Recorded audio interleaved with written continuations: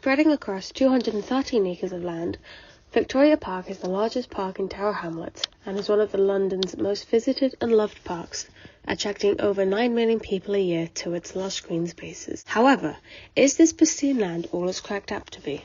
Well, let's take a look, shall we? Victoria Park has 2 cafes, playgrounds, and a modernised sports facility and skate parks to facilitate even the most hard-to-manage kids. There are plenty of decorative gardens dotted around the park, which helps promote the beauty of nature, which is appreciated by the older generations.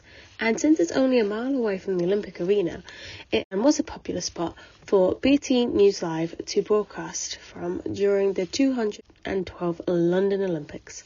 However, this beautiful piece of land is hiding a rather sordid past. It wasn't originally supposed to exist.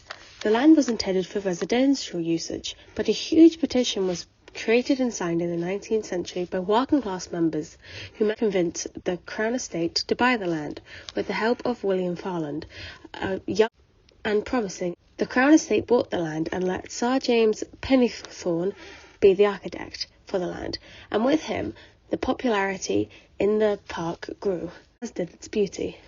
He built dog statues to honour his pets in the main entranceway and made sure there was plenty of room and a bathing pond for the working class. Some of the working classes would visit Victoria Park just for the bathing pond, and for some children the park would be the only green space they would ever see in their lifetimes, which is why it was so beloved and well maintained back then. However, during World War II, the park became a no-man's land for aerial flights, thanks to the aerial guns planted and scattered across the park. These guns helped reduce bombers that were attacking and during the Blitz period.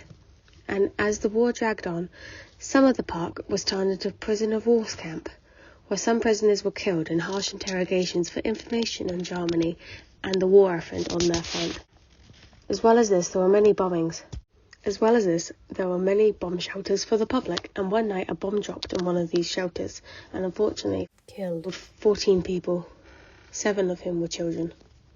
So as you can see, this park has a deep and dark past, but as the war ended, this park became a welcome refuge from the ruins of London, and as such became more popular than the other parks in the time as well. As time went on, it became a popular place for new ideas to show and people to express their opinions with others.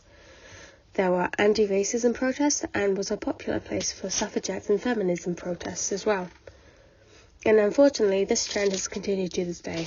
The park held many protests for the Black Lives Matter movement and NHS workers and the Me Too. Even though this rich and vibrant park may have a bit of a troubled past, people and the community love it and cherish it, and as such has managed to stand the test of time and become a beacon of hope for those who have nowhere else to go.